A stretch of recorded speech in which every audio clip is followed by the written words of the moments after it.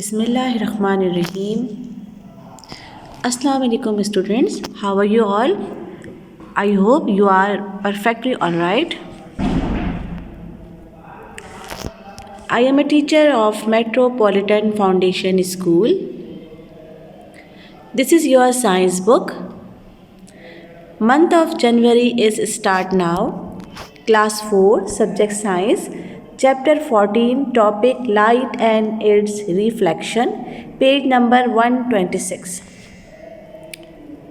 Light and its reflection. Students, जैसा कि मैंने आपको इससे पहले वाली वीडियो में बताया कि मंथ ऑफ जनवरी में आपके दो टॉपिक हैं, दो चैप्टर हैं। उनमें से पहला चैप्टर है लाइट एंड इट्स रिफ्लेक्शन। इसके कुछ टॉपिक मैंने आपको इससे पहले वाली वीडियो में आपसे डिस्कस किए थे और उसके साथ कुछ डायग्राम्स और फिल इन द ब्लैंक्स और ट्रू एंड फॉल करवाया था, ठीक है। और आज की वीडियो में मैं आपको इसके बकाया टॉपिक्स डिस्कस करूंगी और क्वेश्चन आंसर करवाऊंगी, ठीक है।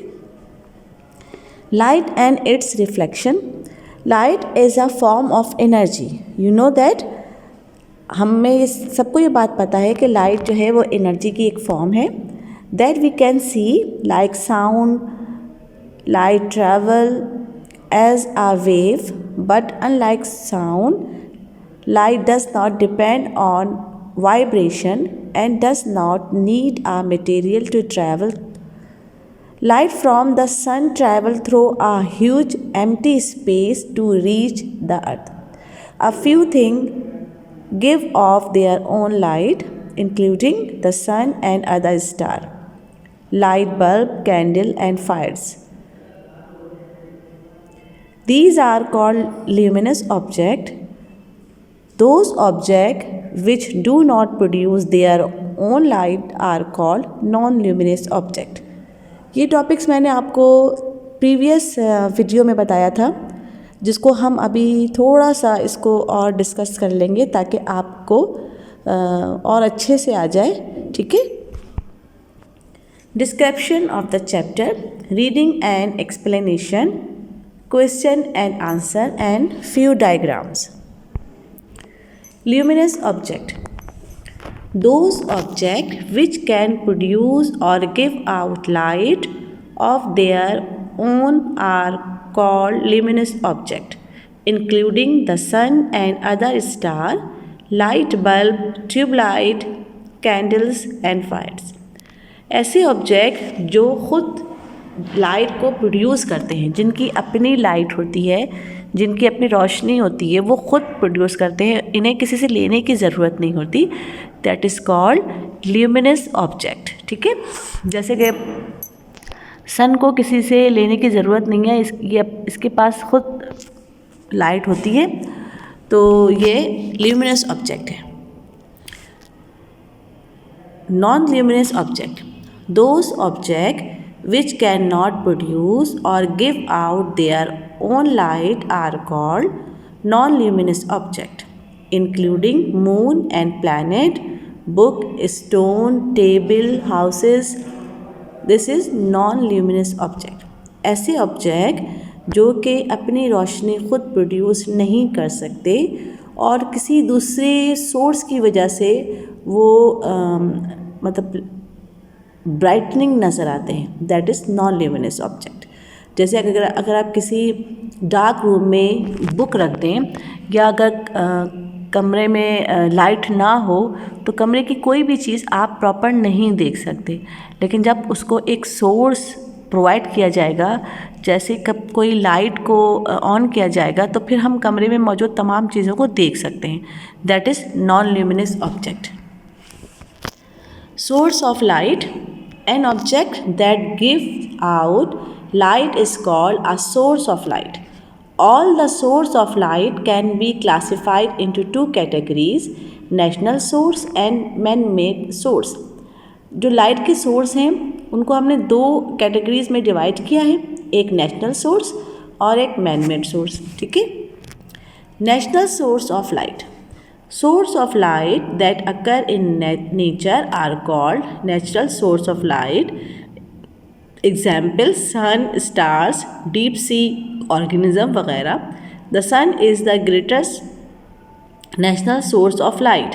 ये सारे जो सोर्स है वो नेचुरल हैं, जिसको नेचर ने बनाया है और उसको हम कहते हैं natural source of light. Man made source of light में कौन कौन से हैं? जो कि मैन बनाता है, जो कि इंसान बनाता है अपने एक्सपेरिमेंट से, ठीक है। और उसमें कौन कौन से हैं? For example candle, tubelight, electric bulb, torch वगैरह, ठीक है। आज जो हम टॉपिक पढ़ेंगे उसमें आपको ये बताऊंगी कि हम ये जो लाइट ट्रैवल करता है उसमें बीम, जो फॉर्म ऑफ बीम में और रे में, ठीक है। तो ये मैं आपको बताऊंगी। सबसे पहले रे। अ narrow line of light is called a रे। रे क्या होती है? एक एरो की तरह ये होती है, जो कि बहुत नैरो लाइन होती है लाइट की। It is represented by a straight line with an arrow pointing its direction, ठीक है। ये जो रिप्रेजेंट करता है स्ट्रेट लाइन को, और इसको एरो से हम बताते हैं, एरो पॉइंटिंग इट डायरेक्शन, कि किस डायरेक्शन में ये जा रहा है। A beam of light is a collection of many rays. Beam of light are divided into 3 types, ठीक है। अब ये रे मैंने आपको बताया है कि जो रे होती है वो एक नैरो लाइन ऑफ लाइट की होती है। और अच्छा, आप जो डायग्राम्स बनाएंगे, जो क्वेश्चंस मौजूद हैं उन्हीं के आगे उनकी डायग्राम बनाइएगा, और जिन डायग्राम के क्वेश्चंस नहीं हैं वो आप फिल इन द ब्लैंक्स के सामने बना सकते हैं, ट्रू एंड फॉल्स के सामने बना सकते हैं, ठीक है। ये देखिए, ये है रे। रे की डायग्राम है। ये क्या है? A narrow line of light is called a ray. It is represented by a straight line. अब देखिए, ये स्ट्रेट लाइन को रिप्रेजेंट कर रहा है, ठीक है। तो ये आपको रे की डायग्राम है जो आपको बनानी है। पैरेलल बीम, मैंने आपको ये बताया था कि beam of light are divided into 3 type, ठीक है। Number 1 parallel beam. अब पैरेलल बीम किसे कहते हैं? A beam of light is parallel when the rays of light are parallel to each other. This means that the distance between the rays remain the same. अब क्या होता है? आप ये डायग्राम देखिए। इस डायग्राम से आपको पैरेलल बीम को समझने में बहुत ज़्यादा हेल्प मिलेगी। ये कह रहे हैं कि अ beam of light is parallel, ये बिल्कुल सीधी होती हैं। When the rays of light are parallel to each other, ये एक साथ सारी जो लाइनें हैं ये बिल्कुल सीधी और एक साथ होती हैं और सेम होती हैं, ठीक है। Convergent beam. A beam of light is convergent when the rays of light meet at converge to a point, that is the distance between the rays goes on decreasing till all the rays meet a point. मतलब ये कह रहे हैं कि ये एक point पे जैसे तमाम जो रेजेस हैं वो निकल रही हैं और एक पॉइंट पे कन्वर्ज हो जाती हैं, एक पॉइंट पे मिल जाती हैं। और ये जो रेज होती हैं ये डिक्रीज़ होती हैं, मतलब एक जो उसका सोर्स है उस सोर्स पे आके टकराती हैं तमाम रेज़, ठीक है। तमाम रेज़ जो होती हैं वो लाइट की वो एक ही सोर्स पे टकराती हैं और डिक्रीज़ हो जाती हैं, ठीक है। कन्वर्जन बीम की ये देखिए, इसमें क्या है कि तमाम जो लाइट है, a beam of light is conversion when the rays. अब ये देखिए, तमाम जो रेज ऑफ लाइट है ये मीट कर रही हैं एक पॉइंट पे, ठीक है, एक पॉइंट पे मीट कर रही हैं। और इसका जो डिस्टेंस है, the distance between the rays goes on decrease. जो लाइट का जो ये जो डिस्टेंस है ये डिक्रीज़ हो रहा है, कम होता जा रहा है, ठीक है। Till all the rays meet a point, और उस वक्त तक जब तक ये एक पॉइंट पे मिल नहीं जाती, that is called convergent beam. अब है divergent beam. A beam of light is divergent when the rays of light spread out from a point. पहले वाली जो मैंने आपको कन्वर्जेंट बीम का बताया था उसमें क्या था कि तमाम जो रेजेस थी वो डिक्रीजिंग फॉर्म में जा रही थी और एक पॉइंट पे मीट कर रही थी, मिल रही थी। जबकि डाइवर्जेंट में क्या हम बता रहे हैं कि तमाम लाइट जो होती है वो स्प्रेड आउट हो रही हैं, फैल जा रही हैं, एक पॉइंट से निकल रही हैं और मुख्तलिफ़ जगह पे फैल रही हैं, और इनका जो डिस्टेंस जो है वो क्या है, वो इंक्रीज़ हो रहा है, बढ़ रहा है। ये देखिए डाइवर्जेंट बीम का, a beam of light is divergent when the rays of light spread out from a point. This distance between the rays goes on increasing. ठीक है। रिफ्लेक्शन ऑफ लाइट, लाइट का रिफ्लेक्शन बताना है कि reflection of light किसे कहते हैं। ठीक है। The process of sending back the light raise that fall on the surface of an object is called the reflection of light. एक ऐसा प्रोसेस जिसमें जो लाइट है वो वापस सरफेस से टकरा के वापस जा रही है, that is called reflection of light. ठीक है। अब रिफ्लेक्शन ऑफ लाइट में हम इसके टू काइंड्स हैं, एक है रेगुलर रिफ्लेक्शन, एक है इर्रेगुलर रिफ्लेक्शन। रेगुलर रिफ्लेक्शन में क्या होता है, very smooth and highly polish surface reflect all light at the same angle. जैसे कोई भी पॉलिश और स्मूथ जो एंगल है, अगर उसमें से कोई लाइट टकराती है तो क्या होता है कि जो लाइट है वो उस सरफेस से टकराएगी और टकराने के बाद सेम एंगल से वापस रिफ्लेक्ट करेगी। When rays of light are reflect at the same angle after falling on a smooth surface, जैसे ये स्मूथ सरफेस से टकराएंगी और टकराने के बाद क्या होगा, उस सेम एंगल से ये रिफ्लेक्ट कर जाएंगी। This reflection is called regular reflection. ये देखिए रेगुलर रिफ्लेक्शन की डायग्राम है ये। ठीक है। इसमें क्या है, जिस एंगल से ये स्मूथ सरफेस से टकरा रही है उसी एंगल से ये रिफ्लेक्ट कर रही हैं, वापस जा रही हैं, तो that is called reflection, regular reflection. ठीक है। The reflection on the calm surface on the highly polished surface of a sheet of metal are example. This type of reflection is called regular reflection. ठीक है।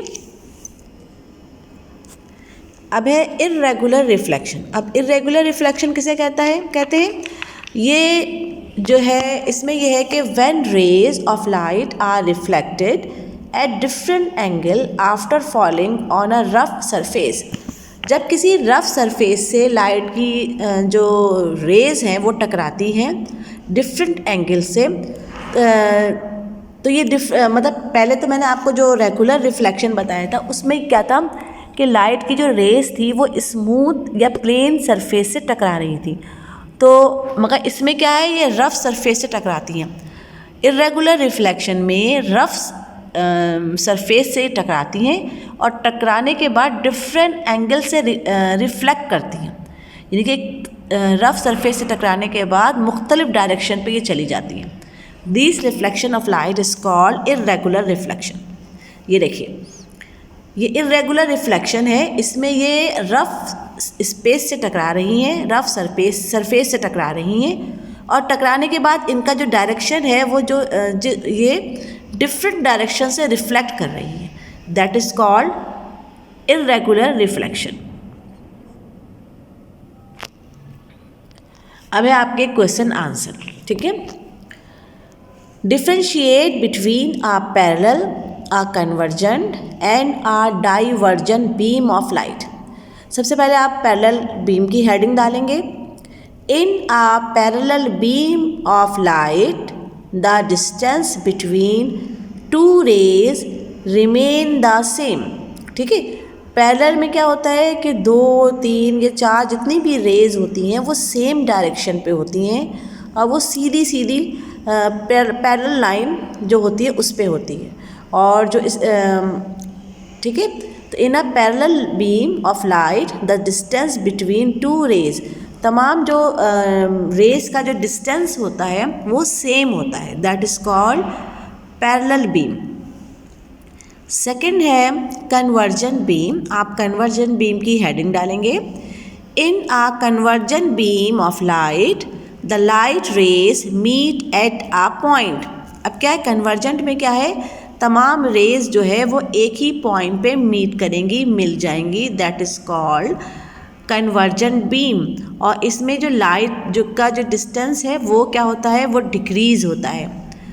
Third, आप divergent की heading डालेंगे। Divergent beam क्या है, in a divergent beam of light rays spread out from a point. अब इसमें क्या है कि एक ही पॉइंट से तमाम जो लाइट है वो स्प्रेड आउट होती है, वो फैल जाती है। ठीक है, तो डिफ्रेंशिएट हमने कर लिया, parallel beam, convergent beam and divergent beam. इन तीनों की आप हेडिंग डालेंगे और हेडिंग वाइज काम करेंगे। क्वेश्चन नंबर 2 है, define regular and irregular reflection and explain with diagram. अब ये इसमें देखिए मैंने आपको रेगुलर और इर्रेगुलर रिफ्लेक्शन की डायग्राम भी बताई है। अब आप लोग ये जो क्वेश्चन नंबर 2 उतारेंगे तो इसमें रेगुलर रिफ्लेक्शन के आगे रेगुलर रिफ्लेक्शन की डायग्राम बनाइएगा और इर्रेगुलर रिफ्लेक्शन के आगे इर्रेगुलर की डायग्राम बनाइएगा। ये बुक में भी गिवन है और मैंने अपने इस वीडियो में भी आपको दिखाया है। ठीक है, When rays of light are reflected at the same angle after falling on a smooth surface। Regular में क्या होता है बेटा कि जब कोई रेज, लाइट की जो रेज होती है वो स्मूथ सरफेस से टकराती है तो वो सेम एंगल से रिफ्लेक्ट हो जाती है, that is called regular reflection.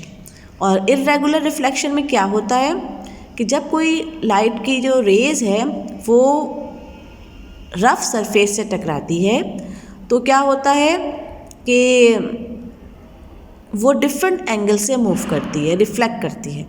It is called irregular reflection. Explain why light is important for अस। हमें ये बताना है कि हमें हमारी जो लाइट है वो हमारे लिए कितनी ज़रूरी है। Light is important for us because we need light to see everything around us. हमारे लिए लाइट इसलिए भी बहुत ज़रूरी है कि हम अपने तमाम जो एवरीथिंग जो चीज़ें हैं वो हम ईज़िली हम देख सकते हैं। ठीक है, for example we cannot see anything in a dark room, but when we switch on the bulb we can see everything with the help of its light। ठीक है, अगर हम किसी डार्क रूम में, अंधेरे कमरे में जाएंगे तो हम वहाँ पे कोई चीज़ प्रॉपरली नहीं देख सकते, लेकिन जैसे ही हम बल्ब को स्विच ऑन करेंगे तो हम वहाँ पे रखी हुई तमाम चीज़ें ईज़िली हम देख सकते हैं। तो इसीलिए लाइट हमारी ज़िंदगी में बहुत अहम रोल प्ले करता है और इसकी बहुत ज़्यादा इम्पॉर्टेंट है। Question number 4, name some natural and man made source of light. पहले आप नेचुरल सोर्स ऑफ लाइट की हेडिंग डालेंगे। उसमें क्या है, sun, stars, firefly and deep sea organism are the national source of light.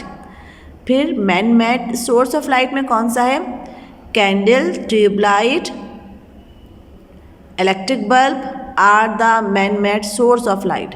ठीक है, तो ये मैन मेड थिंग है और उसके बाद बेटा आपका नेचुरल थिंग है, ये मैंने आपको समझाया। इस तरह आप ये क्वेश्चन करेंगे। फिर ये आपकी डायग्राम्स हैं बेटा, इसमें ये रे है,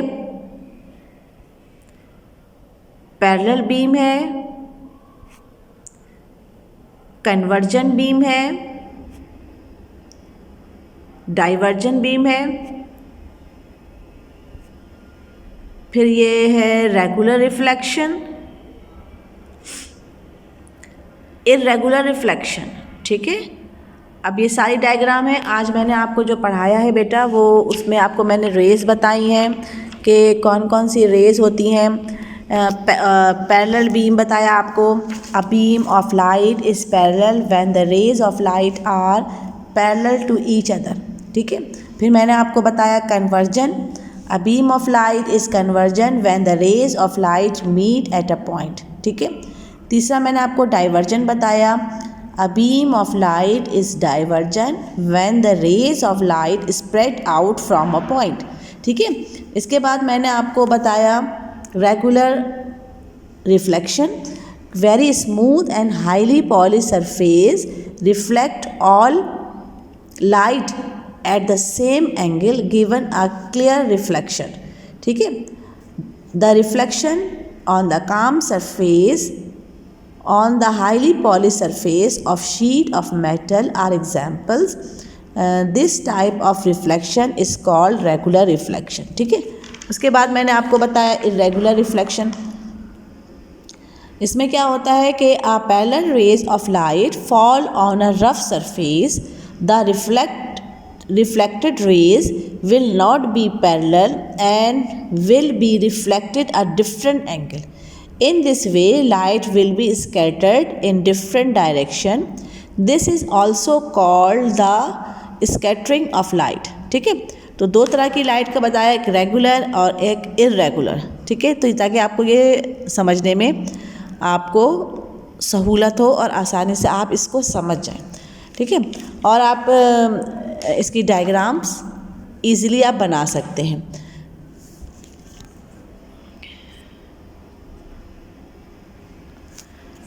ठीक है स्टूडेंट, आज ये आपका जो मंथ ऑफ जनवरी का पहला जो चैप्टर है लाइट्स एंड इट्स रिफ्लेक्शन, ये कंप्लीट हो गया है। इसके मैंने क्वेश्चन आंसर भी आपको करवा दिए हैं, ठीक है। और अब आप इसको नीट एंड क्लीन वर्क करेंगे।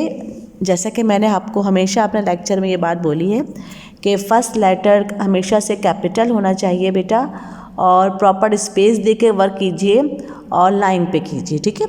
जब डायग्राम बनाइए, मैंने आज भी बहुत सारी कॉपीज़ चेक की हैं जिसमें डायग्राम जो है वो प्रॉपर नहीं बनी हुई, आप लोगों ने कलर भी नहीं किया हुआ और ना उसको लेबल किया हुआ है। तो प्लीज़ जो डायग्राम बनाइए उसको कलर भी कीजिए, उसको लेबल भी कीजिए।